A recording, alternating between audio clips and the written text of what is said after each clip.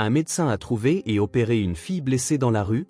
Quand il est rentré chez lui et a allumé la télévision, il a été choqué de voir la photo de la fille dans les nouvelles. L'horloge affichait presque 20 heures lorsqu'Étienne quitta l'hôpital. La ville était calme, seulement perturbée par le bruit occasionnel d'une voiture au loin. Il ajusta son sac à dos, sentant le poids de la journée sur ses épaules, et commença à marcher en direction de son appartement. C'était un trajet qu'il aimait faire à pied, une façon de se détendre et de réfléchir au chemin qui l'avait mené jusque-là. Étienne était un jeune chirurgien, âgé de seulement 28 ans, mais il avait déjà accompli beaucoup dans sa carrière. Depuis son enfance, il rêvait de devenir médecin. Sa mère, Marie, l'avait toujours encouragé, malgré les difficultés qu'ils avaient rencontrées. Marie était décédée il y a 10 ans, victime d'une maladie rénale qu'il n'avait pas pu traiter à temps. La perte de sa mère avait été un coup dur, mais elle l'avait aussi poussé à étudier intensément pour devenir un chirurgien compétent, capable de sauver des vies comme celle de sa mère. Alors qu'il marchait, Étienne se remémorait avec tendresse Marie et le rêve qu'elle avait contribué à cultiver en lui. C'est ce souvenir qui le fit remarquer une petite silhouette assise sur le trottoir, près d'un parc. Il s'approcha et vit une fillette, d'environ 9 ans, en larmes, tenant son bras avec une expression de douleur. Son instinct de médecin prit le dessus. « Bonjour, je m'appelle Étienne. Est-ce que tu t'es fait mal ?» demanda-t-il en s'agenouillant près de la fillette. « Mon bras me fait très mal, répondit-elle en sanglotant. Je m'appelle Alice. » Étienne examina rapidement le bras d'Alice et remarqua qu'il était cassé. Il savait qu'il devait agir rapidement. « Je vais t'emmener à l'hôpital, Alice. »« D'accord ?» Alice hocha la tête et Étienne la porta doucement jusqu'à sa voiture.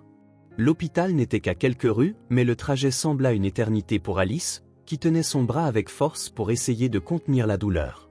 En arrivant à l'hôpital, Étienne accompagna Alice jusqu'à la salle des urgences et demanda une radiographie de son bras. Pendant qu'ils attendaient, il tenta de calmer la petite fille en lui racontant des histoires de son enfance, lorsqu'il rêvait de devenir médecin. La radiographie confirma ses soupçons, le bras d'Alice était cassé et nécessitait une intervention chirurgicale. Le chef du service de chirurgie, M. Lucien, n'était pas présent, ce qui plaçait Étienne dans une situation délicate. Il savait que l'opération était relativement simple, mais sans l'autorisation de M. Lucien, cela pouvait avoir des conséquences. Cependant, voyant la douleur d'Alice et se souvenant de sa promesse d'aider ceux qui en avaient besoin, Étienne décida de passer à l'action. « Nous allons faire ça ensemble, Alice. Je te promets que tout ira bien, dit-il, essayant de la rassurer. » L'opération fut rapide et sans complications. Étienne opta pour une anesthésie locale afin de minimiser les risques, et l'intervention fut un succès. Avec son bras immobilisé et plâtré, Alice put enfin se détendre. Toutefois, Étienne savait que la situation d'Alice était compliquée. Elle n'avait pas payé l'opération et n'avait pas passé tous les examens nécessaires. « Alice, je vais devoir te ramener chez toi maintenant. Tu ne peux pas rester à l'hôpital, expliqua-t-il. Mais je dois rentrer chez moi. Ma maman doit être inquiète, dit Alice, les larmes aux yeux. Ne t'inquiète pas, on va régler ça ensemble, d'accord ? Répondit Étienne.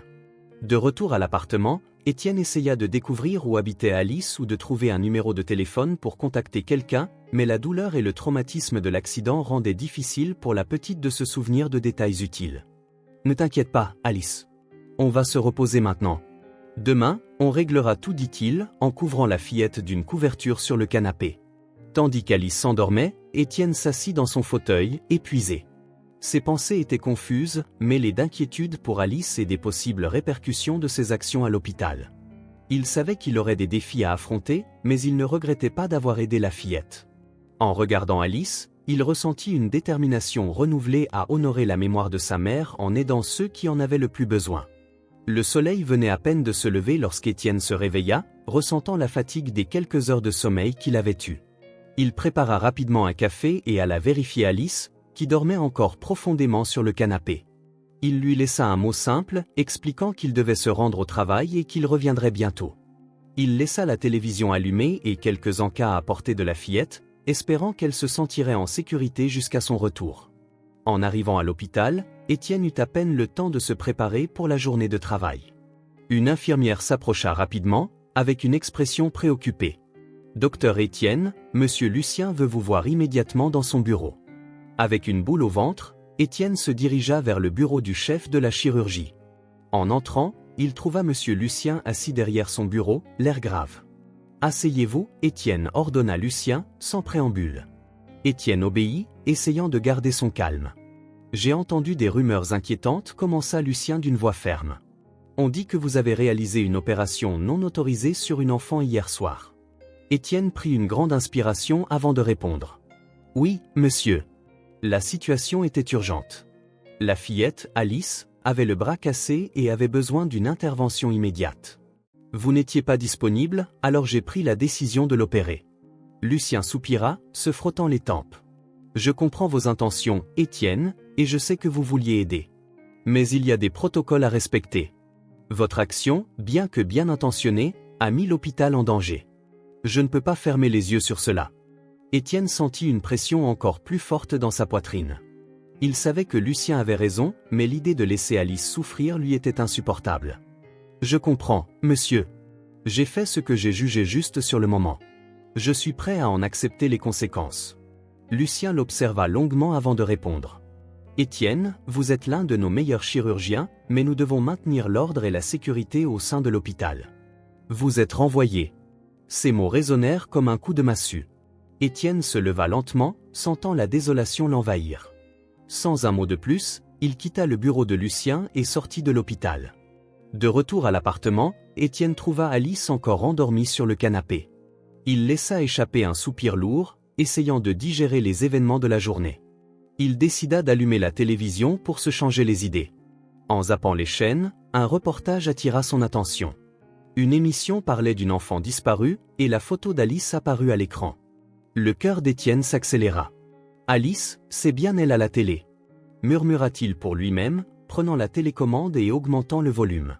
Le journaliste décrivait la disparition d'Alice et montrait des images de sa mère, Véronique, désespérée de ne pas avoir de nouvelles de sa fille. Il y avait un numéro de téléphone affiché à l'écran. Sans hésiter, Étienne prit son téléphone et composa le numéro. « Allô ?» répondit une voix féminine, chargée d'anxiété. « Bonjour, je m'appelle Étienne. Je suis avec Alice, la petite fille que vous recherchez. Elle est en sécurité et va bien. » La voix de l'autre côté de la ligne resta silencieuse un instant avant que Véronique ne parle à nouveau, cette fois avec un mélange d'espoir et de désespoir. « Où est-elle ? Puis-je la voir ?» demanda Véronique, d'une voix tremblante. « Oui, bien sûr. Je vais vous donner l'adresse. Mais s'il vous plaît, venez calmement. » Alice est encore un peu effrayée. Véronique remercia Étienne à plusieurs reprises avant de raccrocher. Étienne se retourna pour regarder Alice, toujours profondément endormie. Il savait qu'il devait rassurer Véronique sur la sécurité de sa fille.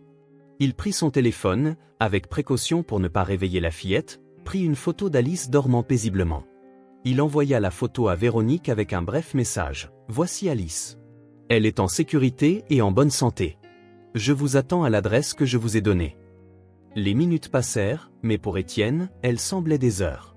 Il ne parvenait pas à se détendre, sachant que la mère d'Alice devait être en proie à un profond désespoir. Puis, le silence fut interrompu par le son insistant de la sonnette. Étienne se dirigea vers la porte et l'ouvrit avec précaution, s'attendant à voir Véronique. Cependant, en plus de Véronique, 2 policiers se tenaient là, leurs expressions sérieuses. « Vous êtes Étienne ?» demanda l'un des policiers. « Oui, c'est moi » répondit Étienne, sentant un frisson lui parcourir l'échine. « Nous devons vous parler. Pouvez-vous nous suivre, s'il vous plaît ?» dit l'autre policier, en sortant déjà les menottes. Véronique, les yeux pleins de larmes, regarda directement Étienne. « Où est ma fille ?» demanda-t-elle, la voix tremblante. Avant qu'Étienne ne puisse répondre, les policiers l'avaient déjà menotté et commençaient à le conduire hors de l'appartement. « Attendez !» dit Étienne, tentant de s'expliquer. « Alice est ici, elle va bien, je l'ai juste aidée. » Les policiers gardèrent leur expression grave, maintenant Étienne menotté, tout en entrant dans l'appartement. « Madame, pouvez-vous nous montrer où se trouve la fillette ?» demanda l'un des policiers à Véronique. Véronique acquiesça, toujours tremblante, et entra dans l'appartement, guidant les policiers vers la chambre d'amis. Alice était allongée sur le lit, son bras plâtré. Un mélange de soulagement et de confusion apparut sur le visage de Véronique alors qu'elle s'agenouillait à côté de sa fille, caressant doucement ses cheveux. « Elle va bien » murmura Véronique, en regardant les policiers. Les policiers vérifièrent Alice, qui continuait de dormir paisiblement. L'un des policiers se tourna alors vers Étienne, toujours menotté. « Monsieur, il semble qu'il y ait eu un malentendu. Nous allons éclaircir cela ici même. Pouvez-vous nous expliquer exactement ce qui s'est passé? Étienne, soulagé, commença à raconter en détail comment il avait trouvé Alice dans le parc, l'avait amenée à l'hôpital et avait réalisé la chirurgie pour la soigner. Véronique écoutait attentivement. Au fur et à mesure qu'Étienne expliquait les événements, son expression s'adoucissait. Elle commençait à comprendre qu'Étienne avait réellement agi pour sauver sa fille. « J'étais désespérée, monsieur, dit Véronique au policier. Je pensais qu'elle avait été kidnappée. Mais il semble qu'il l'ait vraiment aidée. » Les policiers échangèrent des regards et finalement, l'un d'eux parla. « Monsieur, il semble que la situation soit plus claire, mais nous avons besoin de la version de la mineure pour en tirer des conclusions définitives. » Véronique, encore visiblement émue, remercia les policiers et leur demanda à tous de s'asseoir pour clarifier complètement ce qui s'était passé. Elle commença alors, la voix toujours tremblante, à raconter la disparition d'Alice. Elle expliqua comment sa fille était partie jouer et n'était pas revenue, et le désespoir qui l'avait envahi en ne la trouvant pas. Les policiers écoutaient attentivement alors que Véronique détaillait l'angoisse des heures qui suivirent, culminant avec l'appel d'Étienne. Alice, encore un peu somnolente, se réveilla et rejoignit le groupe. En voyant sa mère, elle courut vers elle, se sentant en sécurité dans ses bras. « Maman, tonton Étienne m'a aidé. Je me suis fait mal au bras et il m'a emmené à l'hôpital. Il m'a opéré et s'est occupé de moi, » expliqua Alice avec simplicité et clarté, toujours blottie contre sa mère. L'un des policiers regarda Étienne, puis Véronique. « Madame, il semble qu'il y ait effectivement eu un malentendu. Étienne semble avoir seulement agi pour aider votre fille. » Véronique, désormais plus calme, se tourna vers Étienne avec reconnaissance dans les yeux. « Étienne, je ne sais pas comment vous remercier. J'étais désespérée et j'ai imaginé le pire. Pardonnez-moi d'avoir appelé la police, dit-elle, émue. Étienne sourit, bien qu'encore ébranlé par la situation. « Ne vous inquiétez pas, Véronique. Je comprends. Toute mère aurait réagi de la même manière. L'important, c'est qu'Alice aille bien maintenant. » Les policiers, voulant mieux comprendre la situation, demandèrent plus de détails. « Monsieur Étienne, pouvez-vous nous raconter exactement ce qui s'est passé ?» demanda l'un des policiers. Étienne acquiesça et commença à relater la série d'événements. « Je suis chirurgien. Hier, après avoir terminé mon service à l'hôpital, j'ai trouvé Alice dans le parc. Elle était seule et son bras semblait visiblement blessé. Elle m'a dit qu'elle était tombée et qu'elle avait très mal. Je savais que je devais agir rapidement pour éviter des complications. » Les policiers écoutaient attentivement, prenant des notes. « J'ai emmené Alice à l'hôpital où je travaille. Nous avons fait une radiographie et confirmé que son bras était cassé. Le chef de la chirurgie n'était pas là, et sachant l'urgence de la situation, j'ai décidé de réaliser l'opération moi-même. C'était une intervention relativement simple, mais cruciale pour assurer la bonne récupération de son bras. » Véronique regardait Étienne, comprenant la gravité de la situation qu'il avait affrontée. « Après l'opération, je savais qu'Alice ne pouvait pas rester à l'hôpital sans que les formalités administratives soient réglées, alors je l'ai emmenée chez moi pour veiller à ce qu'elle soit confortable et en sécurité, » continua Étienne. Un des policiers se tourna vers Alice et ensuite vers Véronique. « Alice, est-ce que tout cela est vrai? Le docteur Étienne t'a aidé ?» demanda le policier d'une voix douce. « Oui, il m'a beaucoup aidé. J'avais très mal et il a fait tout ce qu'il pouvait pour que je me sente mieux, » répondit Alice, toujours dans les bras de sa mère. Véronique, les yeux remplis de larmes, se tourna vers les policiers. « Il a sauvé ma fille. J'étais désespérée et j'ai cru qu'elle avait été enlevée, mais maintenant je vois qu'il l'a vraiment aidée. » Les policiers échangèrent des regards, et finalement, l'un d'eux parla. « Monsieur, il semble que la situation soit maintenant claire. Nous allons vous retirer les menottes. » Sur ce, les policiers libérèrent Étienne. Il frotta ses poignets, soulagé, et regarda Véronique. « Je suis désolé pour tout ça, Étienne. J'étais tellement désespéré que j'ai pensé au pire, » dit Véronique, les larmes aux yeux. « Je comprends, Véronique. Toute mère aurait fait la même chose. L'important, c'est qu'Alice soit en sécurité maintenant, » répondit Étienne, tentant de sourire. Véronique le regarda avec inquiétude. « Mais toi, Étienne? Que s'est-il passé à l'hôpital après avoir aidé Alice ?» demanda-t-elle. Étienne soupira, ressentant le poids des dernières 24 heures. « J'ai été renvoyé de l'hôpital pour avoir effectué l'opération sans autorisation. Lucien a estimé que j'avais enfreint les protocoles. Mais je referais tout si cela signifiait sauver Alice. » Véronique resta silencieuse un moment, assimilant les paroles d'Étienne. Puis, une expression de détermination apparut sur son visage. « Ne t'inquiète pas, Étienne. Demain matin, nous irons à l'hôpital pour régler cette situation. » Le lendemain matin, Étienne se réveilla avec un mélange d'incertitude et de détermination. Après les événements tumultueux de la veille, il savait qu'il devait affronter la situation à l'hôpital. Véronique lui avait promis de l'aider, et ensemble, ils étaient prêts à affronter les conséquences. À leur arrivée à l'hôpital, ils se dirigèrent directement vers le bureau de Lucien. Véronique ouvrait la marche, suivie d'Alice et d'Étienne. En entrant, Lucien leva les yeux, surpris de voir le trio. « Étienne, que faites-vous ici ?» demanda Lucien, visiblement irrité. « Je vous ai déjà renvoyé. » Avant qu'Étienne ne puisse répondre, Véronique intervint. « Monsieur Lucien, nous devons parler. Cet homme a sauvé la vie de ma fille. Il a fait ce qu'il fallait quand personne d'autre ne pouvait. » Lucien regarda Véronique, perplexe. « Et vous êtes ?» « Je suis Véronique Delorme, la fille de Philippe Delorme, le propriétaire de cet hôpital, répondit-elle fermement. Lucien fut visiblement surpris. Étienne, quant à lui, était stupéfait par cette révélation. Étienne ne mérite pas d'être renvoyé pour avoir fait ce qui était juste. Il a agi pour sauver ma fille, et je ne permettrai pas qu'il soit puni pour cela, continua Véronique. Lucien inspira profondément, tentant de garder son calme. Madame Delorme, je comprends votre point de vue, mais il y a des protocoles. Des protocoles qui doivent être flexibles en cas d'urgence, interrompit Véronique. Je parlerai à mon père à ce sujet. Non seulement Étienne doit être réintégré, mais il doit également être reconnu pour sa réaction rapide et décisive. Lucien resta silencieux, sachant qu'il ne pouvait pas s'opposer à la fille du propriétaire. Il acquiesça lentement. Très bien, je vais en informer monsieur Delorme. Nous allons résoudre cela. Véronique le remercia d'un signe de tête et se tourna vers Étienne. Allons-y, Étienne.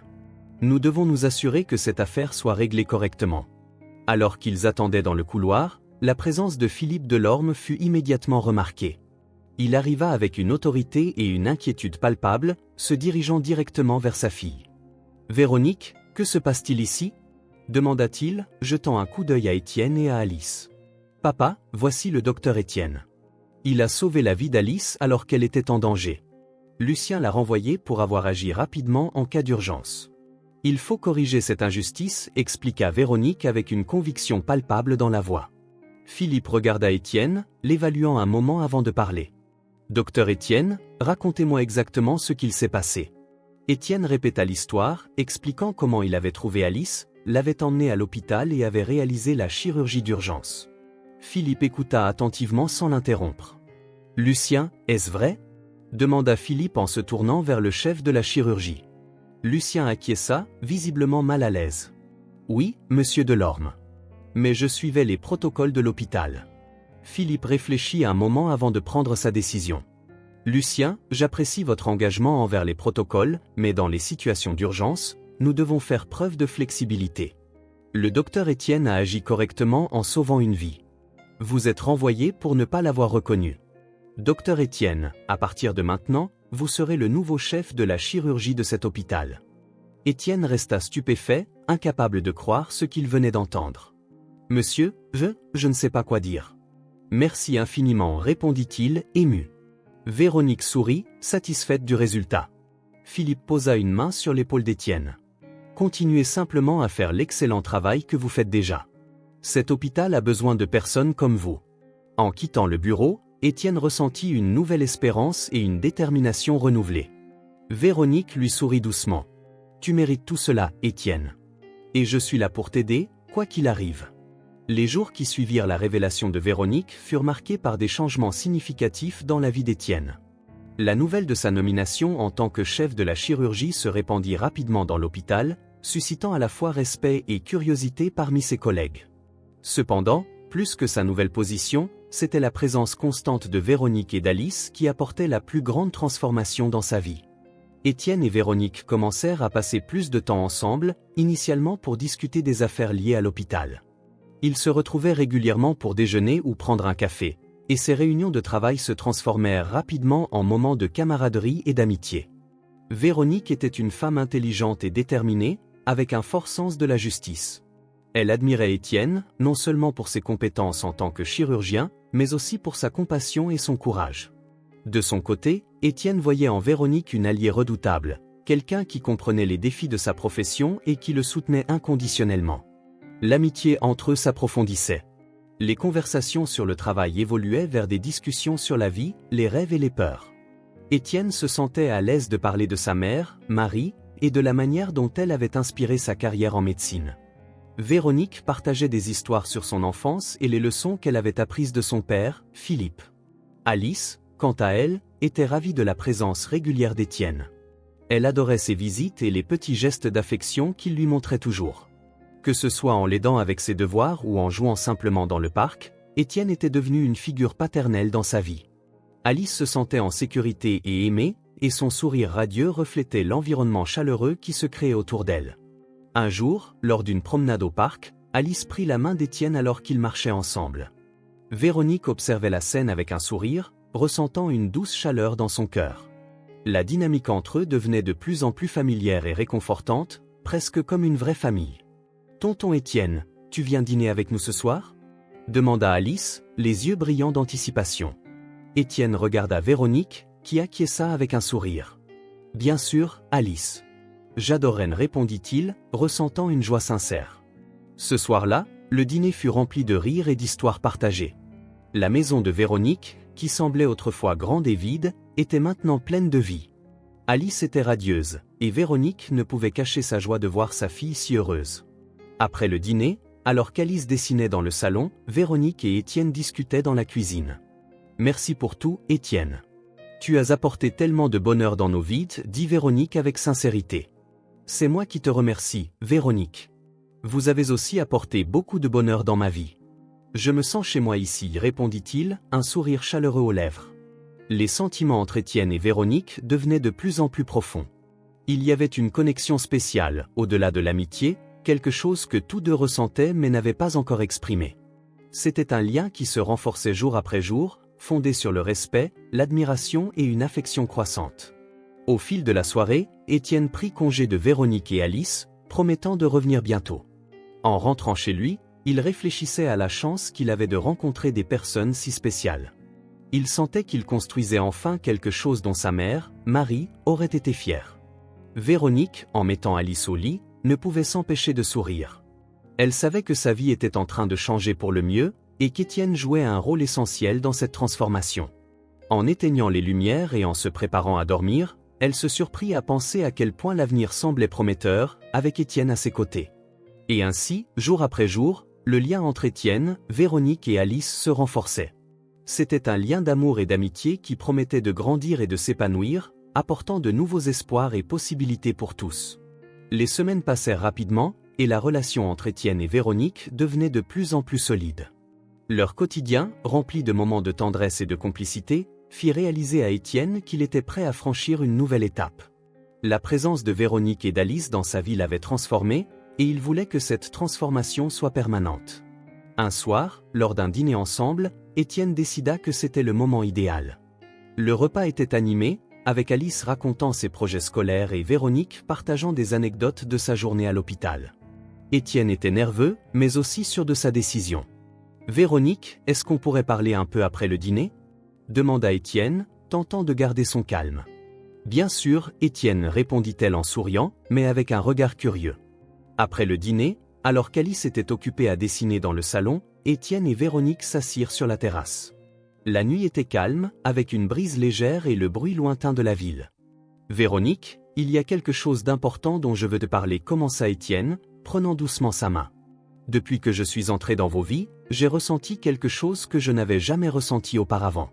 Vous êtes devenu ma famille, et je ne veux pas que cela change. » Véronique le regardait, les yeux brillants d'émotion, attendant la suite. « Véronique, je t'aime. J'aime Alice. Et je veux que nous formions une vraie famille. J'aimerais savoir si tu accepterais d'être ma compagne, dit-il, le cœur battant à tout rompre. » Véronique, les larmes aux yeux, lui sourit largement. « Étienne, je t'aime aussi. Et il n'y a rien que je désire plus que d'être avec toi. »« Bien sûr que j'accepte d'être ta compagne, répondit-elle, le serrant fort dans ses bras. Étienne ressentit une vague de bonheur et de soulagement en entendant ces mots. Ils s'embrassèrent, scellant ainsi le début d'une nouvelle étape dans leur vie. Alice, qui avait observé la scène à distance, courut vers eux avec un immense sourire. Tonton Étienne, tu fais vraiment partie de notre famille maintenant? Demanda-t-elle, excitée. Oui, Alice. Nous sommes maintenant une vraie famille, répondit Étienne, la soulevant dans ses bras et la faisant tourner dans les airs.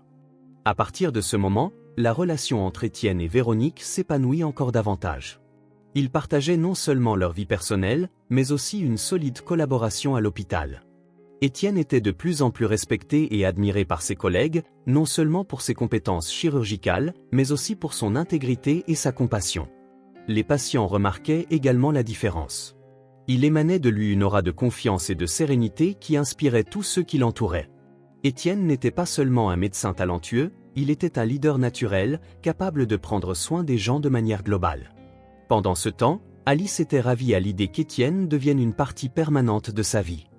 Elle adorait passer du temps avec lui, apprendre de nouvelles choses et se sentir aimée et protégée. La dynamique familiale qu'ils avaient créée était chaleureuse et remplie d'amour. Un week-end, Étienne, Véronique et Alice décidèrent de faire un pique-nique dans un parc à proximité. L'après-midi fut pleine de rires, de jeux et de moments tendres. En regardant Véronique et Alice jouer ensemble, Étienne ressentit une paix profonde. Il savait que, malgré les défis et les difficultés, il avait trouvé sa place dans le monde. « Vous êtes tout pour moi », dit Étienne, attirant Véronique près de lui et enlaçant Alice. « Et tu es tout pour nous », répondit Véronique, l'embrassant tendrement. Ainsi, la vie d'Étienne, Véronique et Alice suivait un rythme harmonieux et heureux. Ils affrontaient les défis ensemble, se soutenant mutuellement et célébrant chaque petit triomphe. L'amour qu'ils partageaient grandissait chaque jour, apportant de nouveaux espoirs et de nouvelles possibilités pour l'avenir. Au fil des mois, la routine d'Étienne à l'hôpital devint de plus en plus intense. En tant que chef de la chirurgie, il s'occupait de patients au cas complexe qui mettaient ses compétences et ses connaissances à l'épreuve quotidiennement. Il y avait aussi les inévitables rivalités professionnelles, avec certains collègues qui remettaient en question ses décisions ou enviaient son ascension rapide. Cependant, Étienne se distinguait par son dévouement sans faille et ses compétences exceptionnelles. Il abordait chaque cas avec une précision et une attention qui inspiraient confiance. Ses décisions étaient toujours bien fondées, et il était toujours prêt à écouter et à considérer les opinions de son équipe. Peu à peu, il gagna la confiance et le respect de tous ceux qui l'entouraient. Pendant cette période difficile, Véronique était constamment aux côtés d'Étienne, lui offrant un soutien inconditionnel. Elle comprenait la pression liée à son travail et faisait tout son possible pour l'aider à se détendre et à se sentir valorisé chez lui. Ses paroles d'encouragement et ses gestes d'affection étaient la force dont Étienne avait besoin pour affronter chaque nouveau jour avec une détermination renouvelée. « Tu es incroyable, Étienne. Nous sommes tous très fiers de toi », lui dit un soir Véronique, après une longue journée à l'hôpital. « Je ne sais pas ce que je ferais sans toi, Véronique. Ton soutien signifie tout pour moi », répondit-il, les yeux remplis de gratitude. Les mois passèrent rapidement, et la relation entre Étienne et Véronique ne cessait de se renforcer.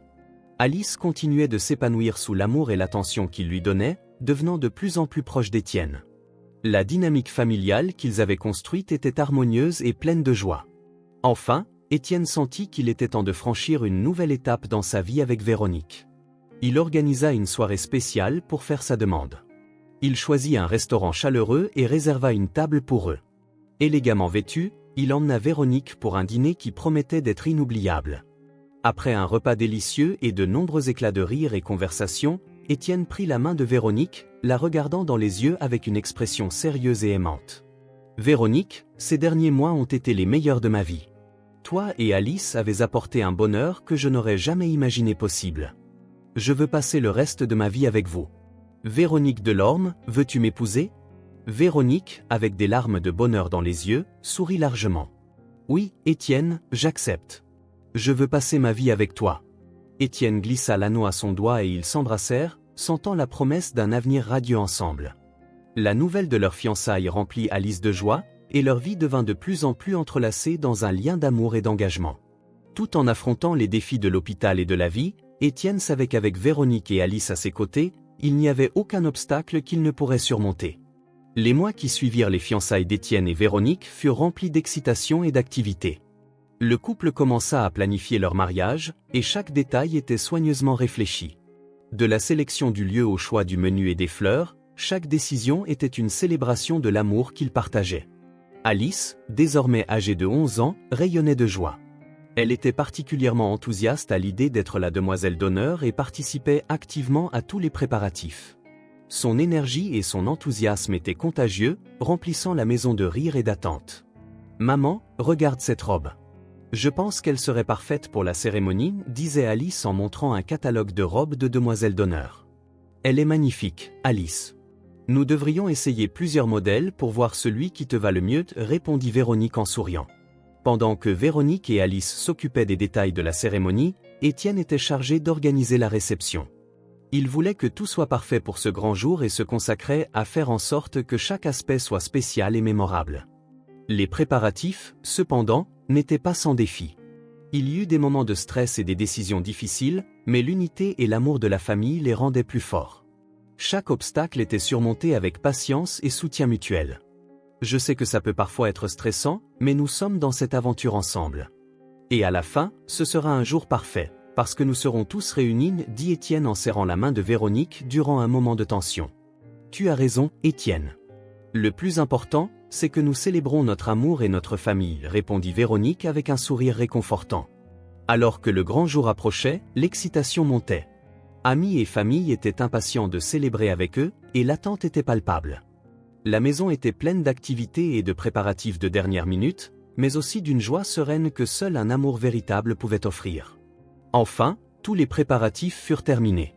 Le lieu de la cérémonie était décoré de magnifiques fleurs, le menu était choisi et les invitations avaient été envoyées. Étienne, Véronique et Alice étaient prêts à commencer un nouveau chapitre de leur vie ensemble, entourés de leurs proches. La veille du mariage, la famille se réunit pour un dîner tranquille à la maison. Ils rirent, partagèrent des souvenirs, et surtout, apprécièrent la compagnie les uns des autres. Étienne regarda Véronique et Alice, ressentant une profonde gratitude pour leur présence dans sa vie. Demain sera un jour inoubliable. Et je suis tellement reconnaissant de vous avoir à mes côtés, dit Étienne, ému. Nous sommes également reconnaissantes de t'avoir, Étienne, répondit Véronique, avec Alice acquiesçant avec enthousiasme. Le jour du mariage d'Étienne et Véronique arriva enfin, apportant avec lui un mélange d'émotions, de nervosité et de joie. La maison était en effervescence dès l'aube, avec des amis et des membres de la famille aidant aux derniers préparatifs. Alice, rayonnante dans sa robe de demoiselle d'honneur, débordait d'enthousiasme, courant partout pour s'assurer que tout était parfait. Le lieu de la cérémonie, un jardin enchanteur entouré de fleurs en pleine floraison, était magnifiquement décoré. Des rangées de chaises blanches étaient alignées en direction de l'autel, décorées de guirlandes de fleurs et de rubans. Le son doux d'une harpe jouant en arrière-plan créait une atmosphère magique et sereine. Véronique, dans sa robe de mariée éblouissante, se trouvait dans la salle de préparation, entourée de ses amis et de sa famille. Elle l'aidait avec les dernières retouches tout en échangeant des rires et des larmes de joie. Alice entra dans la pièce, tenant un petit bouquet de fleurs, et regarda sa mère avec admiration. « Maman, tu es magnifique !» s'exclama Alice, les yeux brillants de bonheur. « Merci, mon amour. Toi aussi, tu es splendide. Je suis tellement heureuse que tu fasses partie de ce jour si spécial, répondit Véronique, en prenant Alice dans ses bras avec tendresse. De l'autre côté du jardin, Étienne était avec ses témoins, ajustant sa cravate et tentant de calmer ses nerfs. Il regarda l'autel, imaginant Véronique marchant vers lui, et ressentit une vague d'émotion et de gratitude. Lorsque l'heure arriva enfin, tout le monde prit place. La musique changea pour la marche nuptiale, et tous se levèrent, se retournant pour voir Véronique entrer dans le jardin, accompagnée d'Alice. Les yeux d'Étienne se remplirent de larmes en les voyant. Véronique ressemblait à un rêve, et Alice, marchant fièrement à ses côtés, incarnait la joie pure. La cérémonie commença, le célébrant parlant d'amour, d'union et de la magnifique aventure qu'Étienne et Véronique avaient partagée pour arriver à ce moment. Chaque mot résonnait profondément, reflétant la force de leur engagement. Étienne, acceptez-vous de prendre Véronique pour épouse légitime, de l'aimer, de la respecter et de la protéger, dans la joie comme dans la peine, dans la santé comme dans la maladie, tous les jours de votre vie ? Demanda le célébrant. Oui, je l'accepte de tout mon cœur, répondit Étienne, sa voix ferme et pleine d'émotion. Et vous, Véronique, acceptez-vous de prendre Étienne pour époux légitime, de l'aimer, de le respecter et de le soutenir, dans la joie comme dans la peine, dans la santé comme dans la maladie, tous les jours de votre vie ? Continua le célébrant. Oui, je l'accepte de tout mon cœur, répondit Véronique, ses mots remplis de l'amour profond qu'elle ressentait. Alice, émue, serrait son bouquet avec force, souriant de toutes ses dents. Lorsque le célébrant les déclara mari et femme, Étienne et Véronique s'embrassèrent, scellant leur engagement devant tous les invités. Les convives applaudirent et célébrèrent, partageant la joie du moment. La réception qui suivit fut une célébration vibrante d'amour et d'unité. Des discours émouvants furent prononcés, mettant en lumière le parcours d'Étienne et Véronique, ainsi que l'importance de la famille qu'ils avaient construite. Alice, toujours à leur côté, était l'image même du bonheur, dansant et jouant avec ses amis et les membres de la famille. Étienne et Véronique dansèrent leur première danse en tant que mari et femme, se mouvant gracieusement au son d'une musique douce. Leurs regards se croisèrent et, pendant un moment, le monde autour d'eux s'effaça. Ils étaient exactement là où ils devaient être, entourés par l'amour et le soutien de ceux qui leur étaient chers. La nuit se poursuivit avec encore plus de danse, de rires et de célébrations. Les défis qu'ils avaient surmontés semblaient lointains, et tout ce qui comptait était l'avenir radieux qui les attendait. Étienne, Véronique et Alice étaient plus unis que jamais, prêts à affronter ensemble tout ce qui pouvait se présenter. Tandis que la fête battait son plein, Étienne regarda Véronique et Alice, se sentant incroyablement chanceux. Il savait que, quels que soient les défis à venir, l'amour et l'unité qu'ils partageaient seraient leur plus grande force. Et ainsi, avec des cœurs pleins d'espoir et de bonheur, ils célébrèrent le début d'une nouvelle vie ensemble, comme une famille complète et aimante. Les mois qui suivirent le mariage furent remplis de bonheur et de tranquillité pour Étienne, Véronique et Alice. Ils s'adaptaient à leur nouvelle vie en tant que famille, savourant chaque instant passé ensemble. Leur maison était constamment remplie de rires, et la joie qu'ils partageaient était palpable. Puis, un jour, Véronique commença à remarquer certains signes de changement dans son corps. Après quelques semaines d'incertitude, elle décida de faire un test de grossesse. Le cœur battant, elle attendit le résultat. Lorsqu'il apparut enfin, ses yeux s'emplirent de larmes de bonheur. Véronique courut rejoindre Étienne, qui était dans la cuisine en train de préparer le petit déjeuner. « Étienne, j'ai une nouvelle incroyable pour toi », dit-elle, tenant le test de grossesse. Étienne la regarda, d'abord confus, mais en voyant l'expression radieuse sur le visage de Véronique, il comprit ce que cela signifiait. « Tu es enceinte » demanda-t-il, un sourire se formant sur son visage. « Oui, nous allons avoir un bébé », répondit Véronique, riant et pleurant en même temps.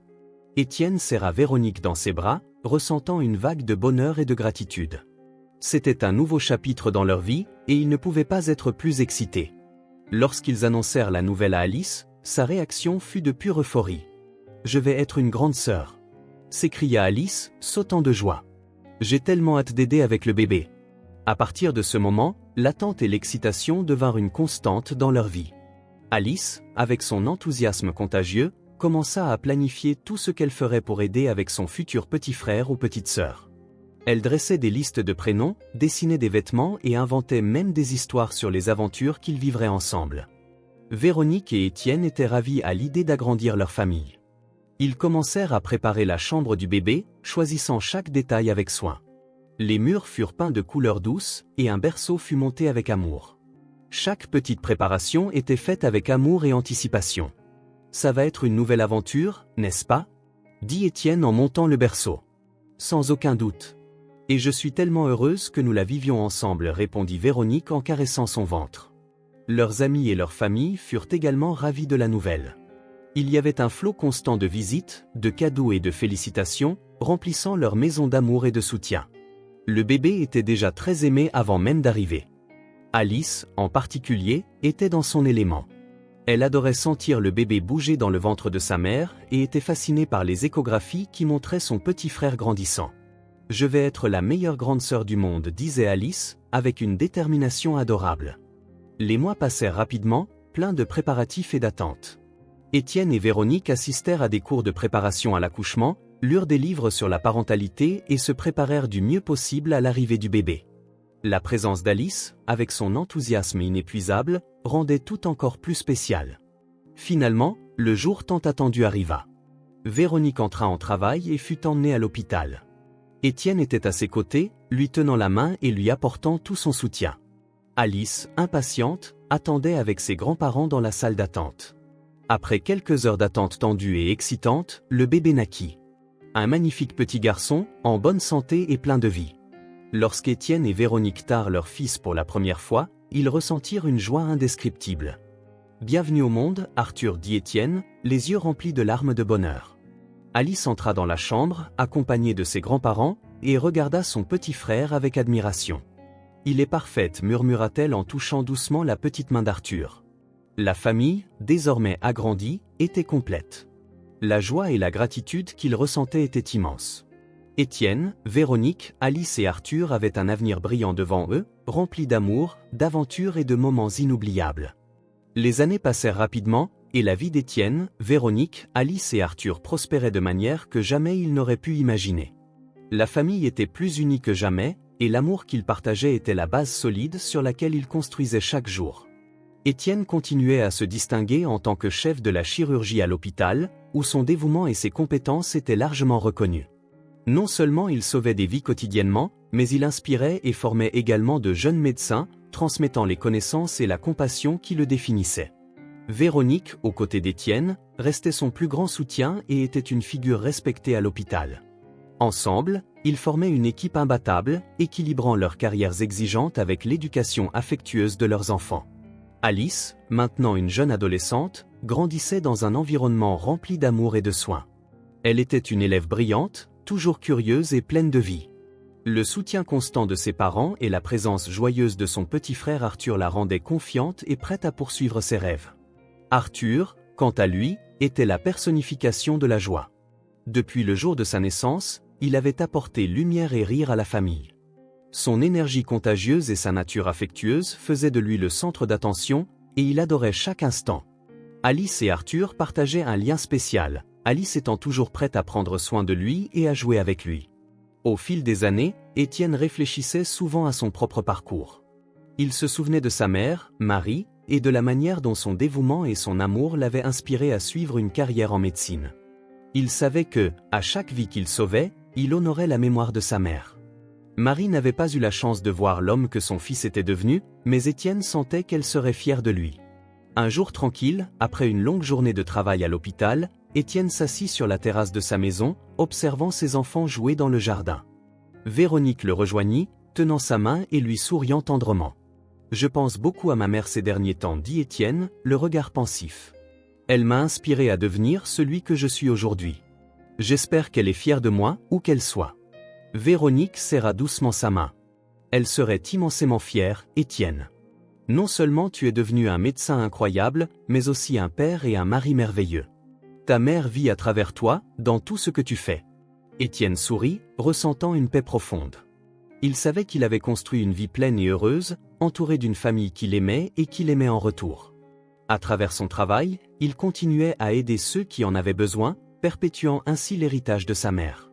En regardant vers l'avenir, Étienne savait que, quels que soient les défis à venir, sa famille les affronterait avec amour et unité.